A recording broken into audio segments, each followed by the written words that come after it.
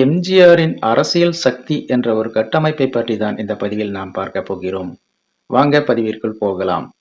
மருதூர் கோபாலமேனன் ராமச்சந்திரன் என்பவர்தான் எம்ஜிஆர் என தமிழ்நாட்டில் பிரபலமாக அறியப்பட்டவர். எம்ஜிஆர் அரசியலின் ஒப்பற்ற வெற்றி கதையை தொடங்குவதற்கான சிறந்த வழி அவரது இறுதி ஊர்வலத்திலிருந்து தொடங்குவதாக இருக்கலாம். தமிழ்நாட்டின் மிக நீண்ட கால முதல்வராக இருந்த எம்ஜிஆர் காலமான போது 1987ஆம் ஆண்டு டிசம்பர் மாதம் 24ஆம் தேதி அதிகாலையில் உலகின் மிகப்பெரிய இறுதி ஊர்வலங்களில் ஒன்றாக மதராஸ் நகரம் காணப்பட்டது. தொலைதூர கிராமங்களில் இருந்து வெகு தூரம் பயணித்த பலர் உட்பட 2 மில்லியனுக்கும் குறையாமல் எம்ஜிஆரின் இறுதி ஊர்வலத்தை அமைத்தனர். எண்ணற்ற இளைஞர்கள் தலையை கொத்திக் கொண்டனர். ஒரு இந்து சடங்கு பொதுவாக குடும்பத்தில் யாராவது இறந்தால் செய்யப்படுகிறது. ஆனால் எம்ஜிஆரை பின்பற்றியவர்களில் 31 பேர் துக்கத்தை அடக்க முடியாமல் தற்கொலை செய்து கொண்டனர். எம்ஜிஆரின் நிகழ்வுகள் நிறைந்த அரசியல் வாழ்க்கை எம்ஜிஆரை பின்பற்றுபவர்களின் இத்தகைய அதீத பக்தியால் குறிக்கப்பட்டது. 1967ஆம் ஆண்டு ஜனவரி மாதம் 12ஆம் தேதி திராவிடர் கழக செயற்பாட்டாளரான எம்.ஆர். ராதா என்ற சக நடிகர்களில் ஒருவரால் சுடப்பட்டு காயமடைந்தார் எம்ஜிஆர். துப்பாக்கிச் சூடு நடந்த சில மணி நேரங்களிலேயே எம்ஜிஆரை அழைத்துச் சென்ற மருத்துவமனையில் சுமார் 50,000 பேர் திரண்டனர். தெருக்களில் மக்கள் தலையில் அடித்துக் கொண்டு அழுதனர். கடைகள் பூட்டப்பட்டன.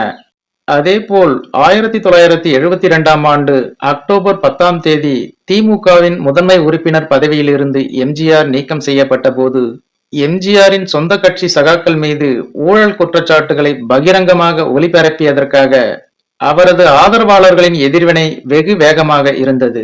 இந்த செய்தி பொதுமக்களுக்கு எட்டியவுடன் தமிழகம் முழுவதும் கடைகள் அடைக்கப்பட்டன. சினிமா காட்சிகள் ரத்து செய்யப்பட்டன. திராவிட முன்னேற்ற கழகத்தின் கொடி கம்பங்கள் வெட்டப்பட்டன. மாபெரும் கடுமையான கண்டன பேரணிகள் ஏற்பாடு செய்யப்பட்டன. கலவரம் கடுமையான காவல்துறை அடக்குமுறையையும் மீறி 3 வாரங்களுக்கு குறையாமல் தொடர்ந்தது. 1984ஆம் ஆண்டு அக்டோபர் மாதம் பக்கவாதத்தால் பாதிக்கப்பட்ட எம்ஜிஆரை அமெரிக்காவில் உள்ள புரூக்ளின் மருத்துவமனைக்கு சிகிச்சைக்காக கொண்டு செல்லப்பட்ட போது எம்ஜிஆரை பின்பற்றியவர்களின் எதிர்வினை மிகவும் கடுமையாக இருந்தது. குறைந்தது 21 பேர் தங்களை தாங்களே எரித்துக் கொண்டனர். பல்வேறு தெய்வங்களுக்கு காணிக்கையாக தங்கள் கை கால்கள் அல்லது விரல்களை துண்டித்து நோய்வாய்ப்பட்ட தன்னுடைய தலைவர் எம்ஜிஆரின் உயிருக்காக பிரார்த்தனை செய்தனர். 100க்கும் மேற்பட்டோர் தீக்குளிக்க முயன்றனர். இவை அனைத்திலும் குறிப்பிடத்தக்கது என்னவென்றால் எம்ஜிஆரை பின்பற்றியவர்களில் பெரும்பாலோர் தாழ்த்தப்பட்ட வகுப்பைச் சேர்ந்தவர்கள் என்பதுதான். முரண்பாடாக எம்ஜிஆருக்கு இந்த அரசியல் பக்தி அவர் தனது 11 ஆண்டுகால ஆட்சியில் தீவிர பொருளாதார கொள்கைகளை பின்பற்றியதால் அல்ல. அவரது ஆட்சி பொருளாதாரத்தில் பெரிய கட்டமைப்பு மாற்றத்தை காணவில்லை அல்லது ஏழைகளின் துன்பங்களை குறைக்கவில்லை. தமிழக அரசு தனது வளங்களை உயர்த்திய வழிமுறைகள் மற்றும் அவற்றை செலவழித்த விதம் பற்றிய விரிவான ஆய்வில் எம்ஜிஆரின் கீழ் இருந்த அதிமுக அரசு ஏழைகள், நடுத்தர வர்க்கத்தினர் மற்றும் பணக்காரர்களுக்கு குறிப்பாக கிராமப்புறங்களில் லாபம் ஈட்டுவதற்காக வரி விதித்தது என்பதை தெளிவாக நிரூபித்தது. 1975-85ஆம் ஆண்டு விற்பனை வரியிலிருந்து பெறப்பட்ட வருவாய் நடுத்தர வர்க்கத்தினர் பயன்படுத்தும் நுகர்வோர் பொருட்களின் மீது பெருமளவில் வீழ்ச்சியடைந்தது. மாநிலத்தின் மொத்த வரி வருவாயில் சுமார் 60% ஆகும். மொத்தத்தில் ஏழைகள் விற்பனை வரியால் பாதிக்கப்படவில்லை. ஏனென்றால் அவர்களின் நுகர்வு உணவு மற்றும் பிற தேவைகளுக்கு மட்டுமே. இருப்பினும் கலால் வருவாயின் அடிப்படையில் ஏழைகள் அரசு கருவூலத்திற்கு பெருமளவில் பங்களித்தனர். 1980 மற்றும் 81ஆம் ஆண்டில் அதிமுக அரசு தேர்தல் வாக்குறுதியை மீறி மது அருந்துவதற்கான தடையை தளர்த்தியது. இது கலால் வருவாயில் கூர்மையான அதிகரிப்புக்கு வழிவகுத்தது. நகர்ப்புற மற்றும் கிராமப்புற ஏழைகளால் பரவலாக நுகரப்படும் அரக்கு மற்றும் கல் போன்ற நாட்டு ஆவின் மூலம் சுமார் 80% கலால் வருமானம் வந்தது. அவர்கள்தான் பணம் செலுத்தினர் என்பதை காட்டுகிறது. 1981 மற்றும் 82ஆம் ஆண்டில் ரூபாய் 110 கோடியாக இருந்த கலால் வருவாயின் பெரும்பகுதி 1984ஆம் ஆண்டு மற்றும் 85ஆம் ஆண்டில் ரூபாய் 201 கோடியாக ஏறக்குறைய 2 மடங்கு அதிகரித்தது.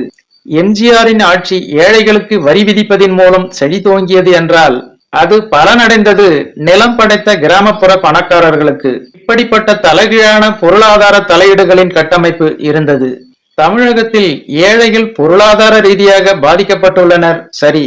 மாநிலத்தில் 40% அதிகமான மக்கள் அதிகாரப்பூர்வமாக வரையறுக்கப்பட்ட வறுமை கோட்டிற்கு கீழே தொடர்ந்து நலிந்தனர். இத்தகைய கட்டமைப்பு ஏற்றத்தாழ்வுகள் பல ஜனரஞ்சக பொருளாதார திட்டங்களோடு சேர்ந்ததுதான் முதலமைச்சரின் சத்துணவு திட்டமாகும். இந்த திட்டம் 1982ஆம் ஆண்டு மிகவும் ஆரவாரத்துடன் தொடங்கப்பட்டது. இது மற்றும் சிறிய அளவிலான இதே போன்ற திட்டங்கள் அடிப்படையில் கணக்கிடப்பட்ட அரசியல் முதலீடுகள் எம்ஜிஆர் ஆட்சியில் பொருளாதாரத்தில் எந்தவிதமான கட்டமைப்பு விளைவுகளும் இல்லை. வரி வருவாயின் மூலம் ஏழைகளால் கணிசமான அளவில் நிதி அளிக்கப்பட்டது மற்றும் பணக்காரர்களிடமிருந்து ஏழைகளுக்கு வருமானம் மற்றும் செல்வத்தை மறுபகிர்வு செய்வதில் மிக குறைவான விளைவுகளே இருந்தன. எம்ஜிஆரின் ஆட்சியானது ஏழைகளின் பாரிய ஆதரவை பெற்றிருந்தாலும் பணக்காரர்களின் நலனுக்காக பணியாற்றியது என்பது குறிப்பிடத்தக்கது. ஓகே ஃப்ரெண்ட்ஸ், இந்த ஒரு சுவாரஸ்யமான தகவல் உங்களுக்கு பிடித்திருக்கும் என நம்புகிறேன். மேலும் இது போன்ற வேறொரு சுவாரஸ்யமான தகவலுடன் சந்திக்கலாம். அதுவரை உங்களிடமிருந்து விடைபெறுவது ஐம் சி இளங்கோ. நன்றி, வணக்கம்.